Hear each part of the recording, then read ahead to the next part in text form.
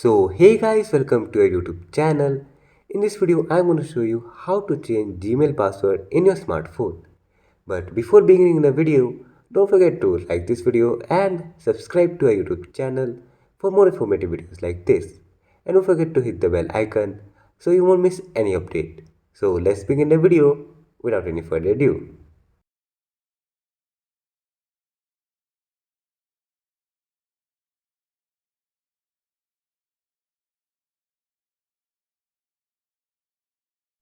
So to change password of your Gmail account, first of all open Google in your phone. In the top right corner, you can see your profile picture. Click on your profile picture and go to the Google account. Here you can see an option of security. Go to the security. Here you can see an option of password. Click on password.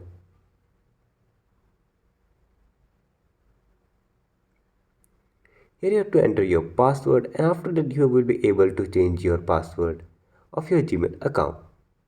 So that's all for today's video. Don't forget to like this video and subscribe to our YouTube channel for more informative videos like this. And don't forget to hit the bell icon so you won't miss any update. See you in the next video. Thanks for watching.